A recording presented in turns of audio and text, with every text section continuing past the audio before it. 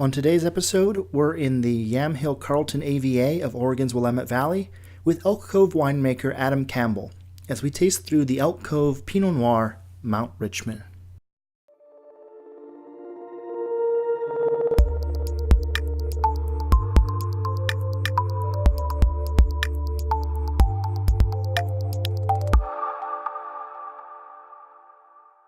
So I'm going to walk you through tasting Pinot Noir here. This is a single vineyard Pinot Noir from our Mount Richmond property.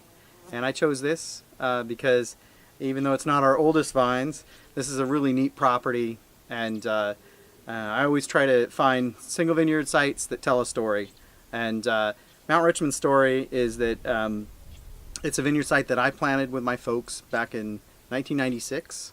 It's all Pommard clone on its own roots.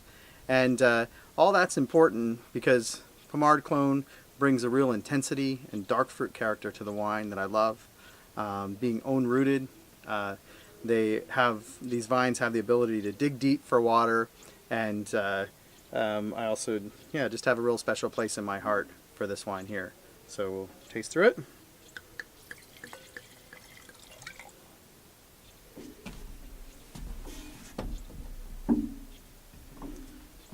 So Mount Richmond, 2010.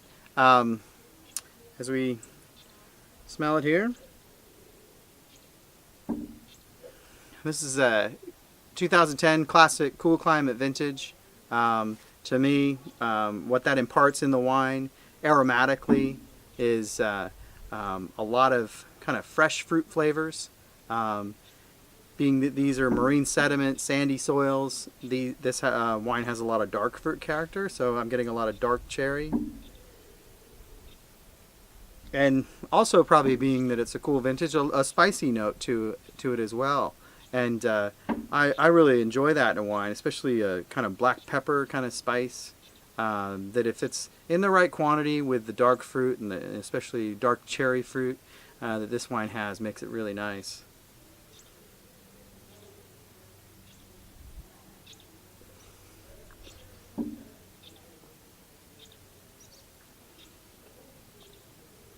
So picking up a lot of that dark cherry and really sweet fruit.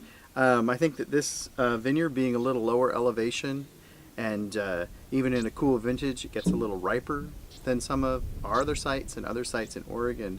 Has a real core of sweetness to this wine. It's aged in cooperage, all French oak barrels, but not a huge percentage of new oak barrels.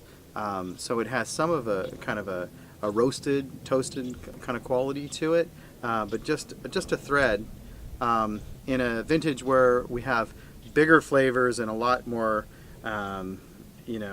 intense, ripe fruit. Like in a 2009, I would choose to use a few more new barrels.